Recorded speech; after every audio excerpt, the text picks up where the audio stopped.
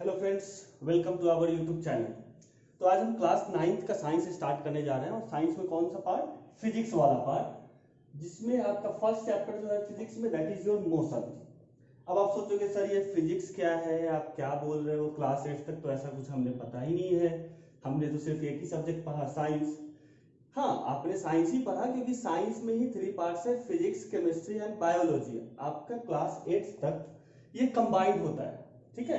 आप सिंपली उसको साइंस के नेम से जानते हो, बट जैसे ही आप 9th में आओगे ये 3 पार्ट्स में डिवाइड हो जाएगा, फिजिक्स, केमिस्ट्री एंड बायोलॉजी।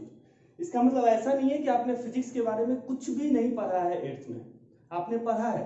आपने 8th में पढ़ा होगा फोर्स एंड प्रेशर, वो फिजिक्स का ही चैप्टर है, ठीक है। तो कुछ नया नहीं है, बस उसी को अब अलग डिवाइड कर दिया, उसको थोड़े से डिटेल्स में पढ़ने हैं आपको, ठीक है। तो हम लोग फर्स्ट चैप्टर जो स्टार्ट करेंगे वो है मोशन आपका। तो सबसे फर्स्ट इसमें देखते हैं कि क्या क्या आपको पढ़ना है, इसके अंदर क्या क्या कंटेंट है जो आपको स्टडी करना है। तो फर्स्ट क्या, चलिए ये तो आपके कंटेंट में नहीं है, फिर भी मैं बता दे रहा हूं क्योंकि आप फिजिक्स से फर्स्ट टाइम इंट्रोड्यूस हो रहे हो या बहुत सारे स्टूडेंट को फिजिक्स के बारे में पता भी होगा, फिर भी जानना अच्छा रहेगा। तो फर्स्ट व्हाट इज फिजिक्स, तब उसके बाद आपको पढ़ना है फिजिकल क्वांटिटीज क्या होती है and types of physical quantity, that is scalar and vector quantity. Then we will discuss about rest and motion, ठीक है, रेस्ट एंड मोशन के बारे में डिस्कस करेंगे। उसके बाद आपको डिस्टेंस एंड डिस्प्लेसमेंट के बारे में पढ़ना है। Then speed and velocity, then acceleration, acceleration में भी आपका पॉजिटिव एंड निगेटिव एक्सीलरेशन, और निगेटिव एक्सीलरेशन को रिटार्डेशन बोलते हैं, हम पढ़ेंगे इसके बारे में। Then equation of motion, equation of motions में आपको 3 इक्वेशंस होते हैं, ठीक है, उसके बारे में पढ़ेंगे। उसकी डेरिवेशंस हम पढ़ेंगे, डेरिवेशंस 2 मेथड से, एक सिंपल मेथड और दूसरा आपका graphical method. Then graphical representation, graphical representation means graph में रिप्रेजेंट कर रहे हैं आपको कि distance versus time graph, displacement versus time graph, velocity versus time graph, acceleration versus time graph, ठीक है। तो ये जितने भी हम 3 ये पढ़ रहे हो आप, ये तीनों इसका टाइम के रिस्पेक्ट में, टाइम के साथ ग्राफ ड्रॉ करेंगे और देखेंगे वो ग्राफ हमें क्या इंफॉर्मेशन देता है, तो वो भी पढ़ना है हमें। और फाइनली हमें लास्ट टॉपिक जो है आपका यूनिफॉर्म सर्कुलर मोशन। तो ये 10 टॉपिक्स हैं, ये आपका बड़ा चैप्टर है, बहुत छोटा चैप्टर नहीं है, और डिटेल स्टडी करेंगे, ठीक है। तो सबसे पहले जो फर्स्ट है आपका व्हाट इज फिजिक्स से स्टार्ट करते हैं अपन, क्योंकि फिजिक्स बहुत सारे आप 9th में आए हो नहीं पता होगा और बहुत को पता भी होगा। तो चलिए स्टार्ट करते हैं फिजिक्स से। So what is physics? Physics is nothing, it is the branch of science which deals with natural phenomena. जितने भी नेचुरल फिनोमेना आपके इन्वायरमेंट में हो रहा है वो सब किसके अंदर आएगा? फिजिक्स के अंदर। जैसे रिफ्लेक्शन, डिस्पर्शन एक्सेट्रा। रिफ्लेक्शन क्या है? आप मिरर में अपनी इमेज देख पाते हो, किसकी वजह से देख पाते हो? रिफ्लेक्शन की वजह से देख पाते हो। आप लाइट में आपने पढ़ा होगा, I think 6th 7th 8th कभी तो पढ़ा होगा आपने लाइट चैप्टर, उसमें आपने रिफ्लेक्शन पढ़ा होगा। रिफ्लेक्शन में image formation by plane mirror पढ़ा होगा कि प्लेन मिरर में आप अपनी इमेज देख सकते हो। तो वो किसकी वजह से होती है? कौन सी फिनोमेना होती है वो? रिफ्लेक्शन की वजह से। तो आप अपनी इमेज अगर आप देख पा रहे हो एक मिरर में, तो वो कौन सी फिनोमेना की वजह से? रिफ्लेक्शन। तो ये नेचुरल फिनोमेना है, ठीक है। ऐसा तो नहीं है कि मेरी इमेज दिखेगी आपकी इमेज नहीं दिखेगी। This is valid for all. Universal truth है कि किसी भी चीज को आप इमेज के सामने रखोगे, सॉरी मिरर के सामने में, उसकी इमेज मिरर में बनेगी। तो दिस इज यूनिवर्सल ट्रूथ, तो इसको बोलेंगे नेचुरल फिनोमेना है। तो रिफ्लेक्शन हो गया। डिस्पर्सन, अब डिस्पर्सन आपको डिटेल में 10th में पढ़ना है, बट मैं एक एग्जांपल से आपको समझा दे रहा हूं। डिस्पर्सन अगर आप देखो तो फॉर्मेशन ऑफ रेनबो, ठीक है, जो आप रेनबो देखते हो, इंद्रधनुष, ठीक है, हिंदी में उसको बोलते हैं इंद्रधनुष, जो बनता है आपका बारिश होने के बाद, ठीक है, आफ्टर रेनिंग जो आपकी बनती है रेनबो, वो इस फेनोमेना की वजह से बनती है, डिस्पर्सन, ठीक है। आप अभी इतना ही समझो, 10th में आपको इसके बारे में डिटेल्स में पढ़ना है और 11th 12th में जाओगे तो और भी डिटेल में पढ़ना है। देन फिजिक्स को समझ में आ गया कि अपने नेचर में, अपने इन्वायरमेंट में जो कुछ भी हो रहा है वो सब हमें फिजिक्स के अंदर पढ़ना है, नेचुरल फिनोमेना से रिलेटेड। जैसे लाइटनिंग, थंडरिंग, ये जितने भी फिनोमेना है ये फिजिक्स के अंदर आएंगे। इलेक्ट्रिसिटी आप देखो वो फिजिक्स के अंदर है, लाइट पूरा चैप्टर फिजिक्स के अंदर है। मोशन, फोर्स, आप किसी को पुश करते हो या पुल करते हो तो वो क्या होता है? फोर्स होता है, तो वो भी आपकी क्या है? एक फिजिक्स के अंदर ही आता है। तो physics is nothing a branch of science which deals with the natural phenomena. Now coming to physical quantity, second question, what is physical quantity? तो देखिए फिजिकल क्वांटिटी क्या होता है कि any quantity which can be measured, कुछ भी ऐसा जिसको आप मेजर कर सकते हो। जैसे आप मार्केट में जाते हो, बोलते हो 1 kg वेजिटेबल लेके आना, या आप बोलते हो 1 लीटर मिल्क लेके आना, तो ये सारी क्वांटिटी क्या है जिसको आप मेजर कर रहे हो? 1 लीटर मिल्क मेजरमेंट है उसका, 1 kg वेजिटेबल मेजरमेंट है उसका, 10 किलोमीटर डिस्टेंस मेजरमेंट है वो। आपको अगर पूछे आपके घर से आपकी स्कूल कितनी डिस्टेंस पे है, तो आप बोलोगे sir 5 kilometre, 10 kilometre, that is measurement. तो ये सारी की सारी फिजिकल क्वांटिटीज हैं, ठीक है। जिस भी चीज को आप मेजर कर सकते हो उसको फिजिकल क्वांटिटी बोलते हैं। Means physical quantity is nothing, any quantity which can be measured. For example distance, आप डिस्टेंस को मेजर कर सकते हो, 10 kilometre, 5 kilometre, 4 kilometre, 99 kilometre, 2000 kilometre, कुछ भी measurement. Speed 10 kilometre per hour, 20 kilometre per hour, ये सब क्या है? मेजरमेंट ही तो है स्पीड की, कि आप कितने स्पीड से मूव कर रहे हो। तो किसी भी क्वांटिटी को अगर आप मेजर कर पा रहे हो तो वो क्वांटिटी क्या होगी? आपकी फिजिकल क्वांटिटी होगी। क्लियर? कॉपी कर लीजिए या स्क्रीनशॉट आप ले लो।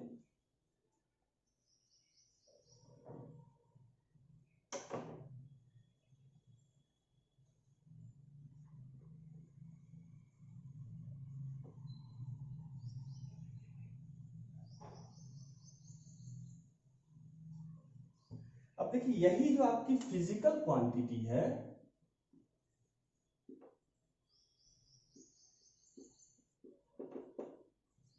ठीक है, यही आपकी फिजिकल क्वांटिटी दो पार्ट्स में डिवाइड होता है।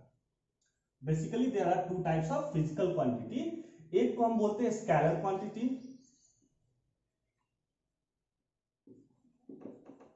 और दूसरे को बोलते हैं वेक्टर क्वांटिटी।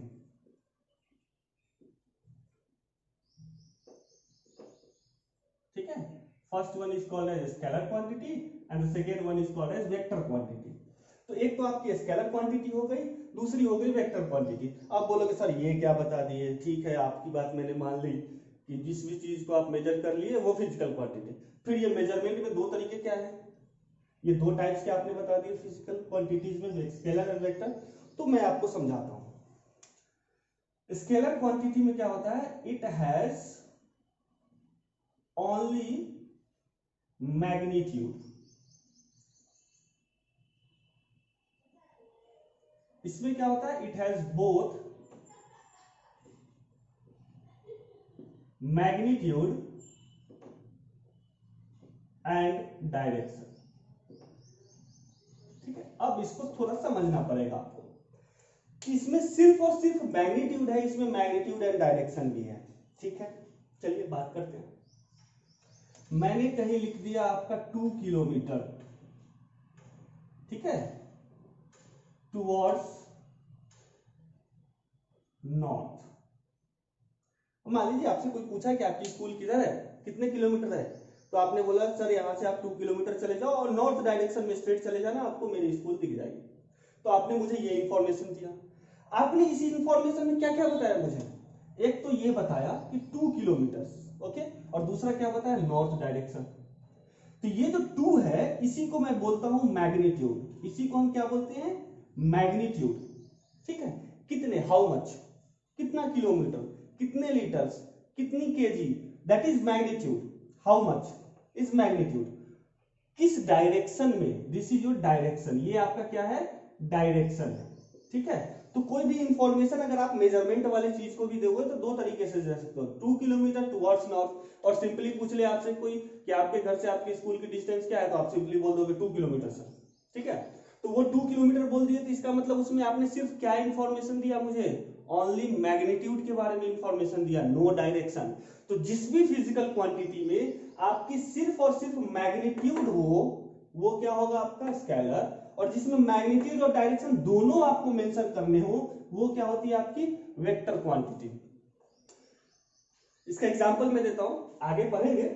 डिस्टेंस आप कभी भी बताते हो तो जब सिंपली बोल दोगे 2 किलोमीटर, 3 किलोमीटर, लेकिन जैसे ही आपकी डिस्प्लेसमेंट की बात आएगी तो डिस्प्लेसमेंट क्या होता है? आपका वेक्टर क्वांटिटी। वहां पे आपको बताना पड़ेगा 2 किलोमीटर टुवर्ड्स नॉर्थ और 1 किलोमीटर टुवर्ड्स ईस्ट। वहां पे आपको क्या करना पड़ेगा, डायरेक्शन को भी मेंशन करना पड़ेगा।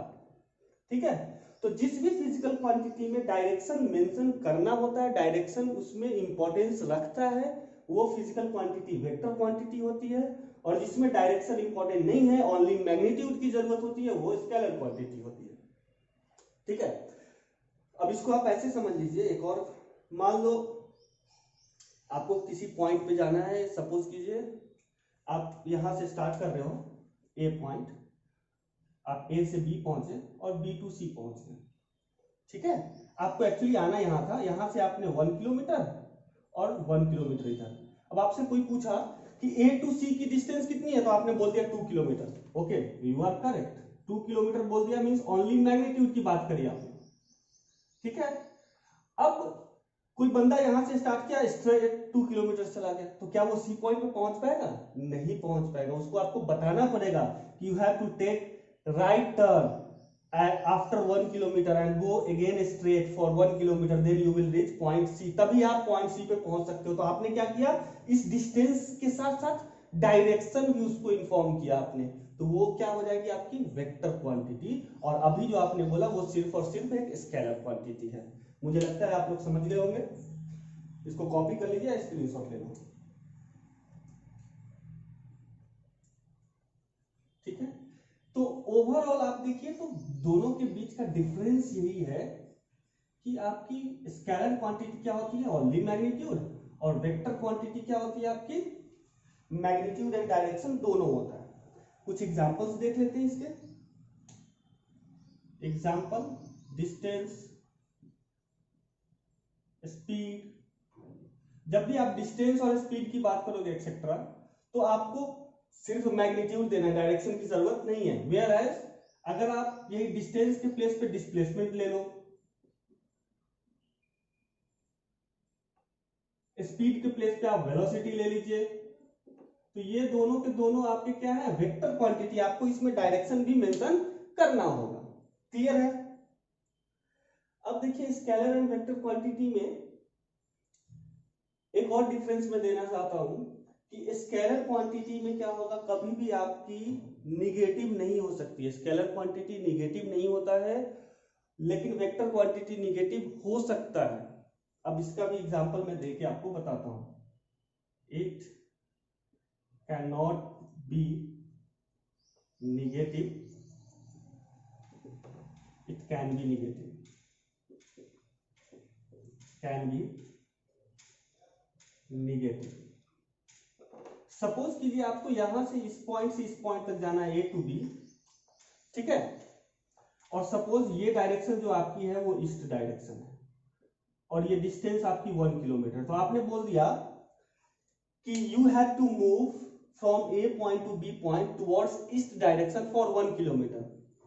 और कोई एक ऐसा बंदा है जिसको इस डायरेक्शन पता ही नहीं चला, उसको लगा कि इस डायरेक्शन ये है, उसने 1 किलोमीटर इधर चल दिया। ठीक है, यहां पे अब ये बताओ कि उसकी डायरेक्शन इधर होनी थी, लेकिन वो उसके अपोजिट डायरेक्शन में जाना है। इट मींस ये क्या जा रहा है, निगेटिव ट्रैवल कर रहा है। आपको जाना इधर है, लेकिन आप जा इस डायरेक्शन में रहे हो, means you are travelling in negative direction.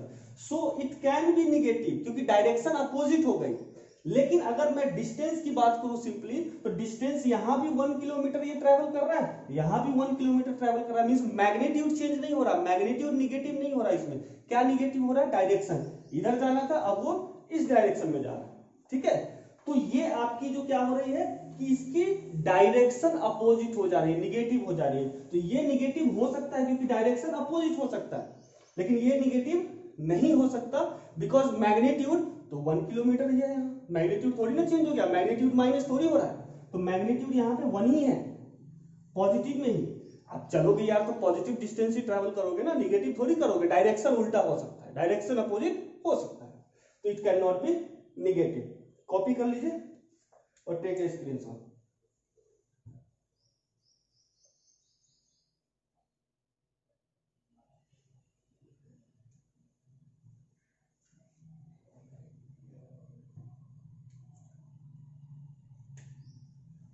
और ये जो है स्केलर क्वांटिटी चेंज कब होती है, ओनली चेंज इन मैग्नीट्यूड की वजह से। It changes due to change in magnitude. अभी देखा हमने मैग्नीट्यूड अगर 1 है, 2 कर दो, 3 कर दो, 4 कर दो तो चेंज हो जाएगा। लेकिन इसमें क्या है कि it changes due to change in magnitude as well as direction.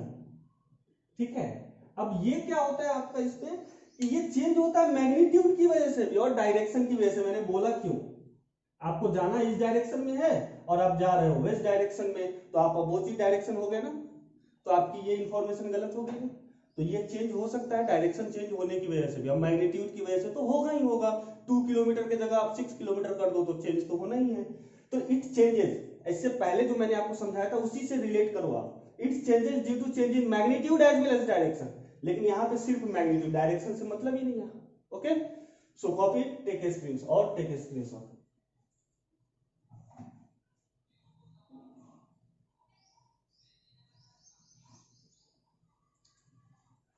ठीक है, अब आते हैं अपन थर्ड पॉइंट पे, that is rest and motion.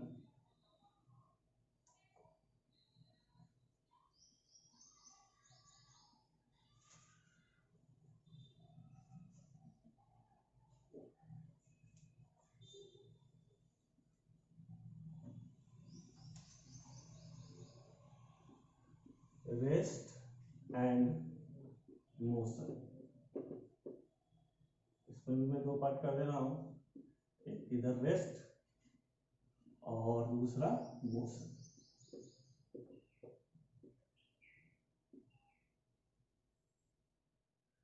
Now see, आप किसी भी ऑब्जेक्ट को कब बोलोगे कि वो रेस्ट पे है, किसी भी ऑब्जेक्ट को कब बोलोगे कि मोशन पे है, ये बहुत कंफ्यूजन होता है।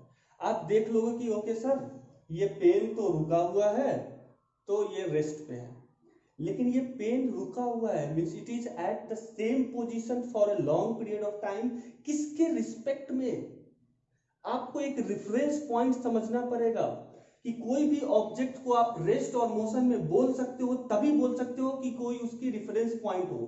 अगर आप इसको ऐसे समझो कि अगर आप बोलोगे सर मैं आपसे छोटा हूं, इट मींस आप मेरे रिस्पेक्ट में छोटे हो सकता है आपसे एक छोटा भाई और हो या छोटी बहन हो, उसके रिस्पेक्ट में आप बड़े हो। तो एट द सेम पॉइंट आप बड़े भी हो और छोटे भी हो। तो बोलोगे सर क्या घुमा घुमा की बातें करें। ऐसे ही ये पेन रेस्ट में भी है, मोशन में भी है, लेकिन किसके रिस्पेक्ट में डिपेंड करेगा कि आपने रेफरेंस पॉइंट किसको सेलेक्ट किया है। अगर आप रेफरेंस पॉइंट खुद को सिलेक्ट करो या मैं अपने आप को रेफरेंस पॉइंट सिलेक्ट करता हूं तो ये रेस्ट में है। बट अगर मैं रेफरेंस पॉइंट मून को सिलेक्ट करूं या मैं मार्स को रेफरेंस पॉइंट सिलेक्ट करूं तो उसके रिस्पेक्ट में ये मोशन में होगा, क्योंकि वो ऑब्जेक्ट मूविंग है। वो मूविंग है, इट मींस ये भी उसके रिस्पेक्ट में क्या दिखेगा आपका कि मोशन में है।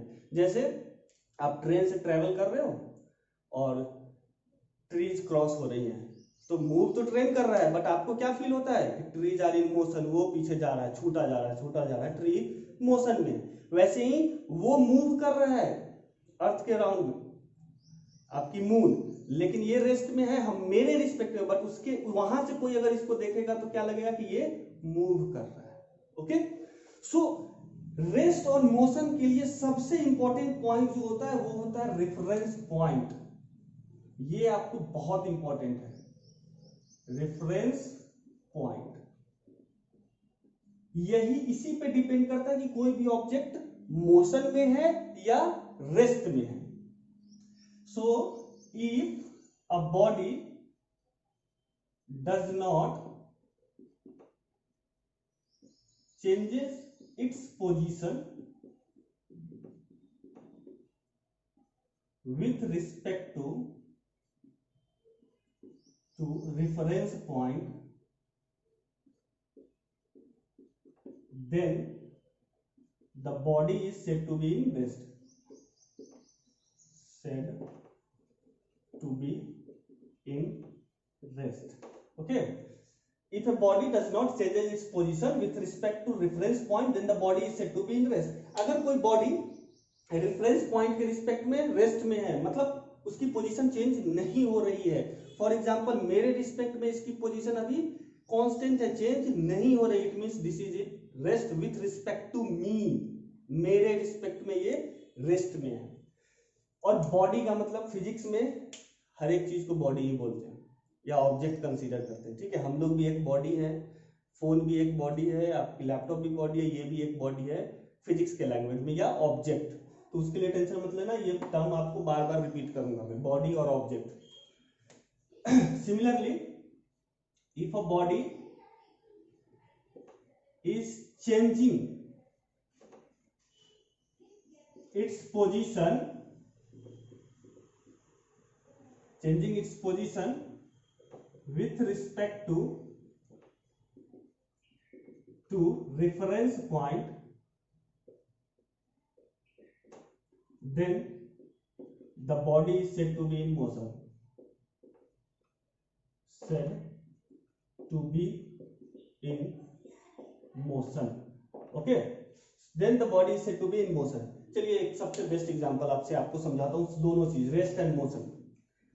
Suppose you are sitting in the train, okay, you are travelling with your mother, आप अपने माँ के साथ ट्रेवल कर रहे हो ट्रेन में, और आपके फादर आपको ड्रॉप करने आए, he is waiting eight platform, आप दोनों ट्रेन के अंदर बैठ गए। अब जैसे ही ट्रेन स्टार्ट होता है और आप और आपकी मदर, ये आप ऐसे बैठे हो इस बर्थ पे, आपकी मदर सामने वाले बर्थ पे बैठे। अब जैसे ही ट्रेन स्टार्ट होती है तो आप अपनी मदर के रिस्पेक्ट में क्या हो, रेस्ट में, क्योंकि आप दोनों अपनी पोजीशन चेंज नहीं कर रहे हो। लेकिन आप दोनों आपके फादर के रिस्पेक्ट में क्या कर रहे हो, मूव कर रहे हो, बिकॉज ट्रेन इज मूविंग। तो उसके साथ साथ आप क्या कर रहे हो, फादर आपके पीछे छूटे जा रहे हैं, आप आगे जा रहे हो। इट मींस आप अपने फादर के रिस्पेक्ट में तो मूव कर रहे हो, लेकिन आप अपने मदर के रिस्पेक्ट में रेस्ट में हो। At the same particular time you are in rest as well as motion. With respect to your father you are in motion, with respect to your mother you are in rest. So कोई भी object किसी भी particular time पे क्या हो सकता है, rest में भी हो सकता है और मोशन में भी हो सकता है, depends upon the reference point. Clear? So to determine whether the given object is in rest और मोशन, आपको पता करना है कि जो गिवन ऑब्जेक्ट है वो रेस्ट में है या मोशन में है। आपको क्या करना पड़ेगा, आपको उसके रेफरेंस पॉइंट को चेक करना पड़ेगा, ठीक है। ये सबसे बेसिक कॉन्सेप्ट, अगर ये नहीं समझ में आया तो आपको ये 9th में जितने भी चैप्टर्स हैं फिजिक्स में कुछ भी नहीं, सब गया, ठीक है। So this is your reference point, all ये रेफरेंस पॉइंट पे आपका डिपेंड करेगा। अब रेफरेंस पॉइंट भी आप समझ गए कि रिस्पेक्ट, किसकी रिस्पेक्ट में आप बात कर रहे हो, किसके रिस्पेक्ट में, मींस मेरे रिस्पेक्ट में, आप अपने मदर के रिस्पेक्ट में, आप अपने फादर के रिस्पेक्ट में, ठीक है। अब रेफरेंस पॉइंट क्या है कि वो अलग अलग ऑब्जेक्ट के लिए चेंज हो सकता है। तो हम एक ही टाइम पे हर एक चीज को एक ही रेफरेंस पॉइंट से कैसे जोड़ सकते हैं। अब आपको लगेगा सर आप ये क्या नया ड्रामा शुरू कर दिए, क्या है ये। तो इसमें आप ऐसे समझो कि आप ट्रेन में मूव कर रहे हो, मैं यहां बैठा हूं, आपके फादर कहीं जॉब पे हैं, आपकी मदर कुकिंग कर रही है। तो इन सभी ये जितने भी हैं वो सारे अलग अलग पोजीशन पे अलग अलग चीजें कर रहे हैं। तो अगर उनका मुझे रेस्ट या मोशन पता करना है कि वो रेस्ट में है या मोशन में है, तो क्या आपको वहां जाना पड़ेगा, ठीक है। वहां जाके किसी भी ऑब्जेक्ट के रिस्पेक्ट में देखना पड़ेगा कि वो उस ऑब्जेक्ट के रिस्पेक्ट में मूव कर रहे हैं या नहीं मूव कर रहे हैं। तो सबसे बेस्ट तरीका जो है रेफरेंस पॉइंट सेलेक्ट करने का, दैट इज टाइम। आप क्या करो, 10 to 10:05 ये गैप ले लिया आपने। आप देखो इस 5 मिनट्स के अंदर में किस किस का पोजीशन चेंज हो रहा है, वो मोशन में है, जिस जिसकी पोजीशन चेंज नहीं हुई वो रेस्ट में है।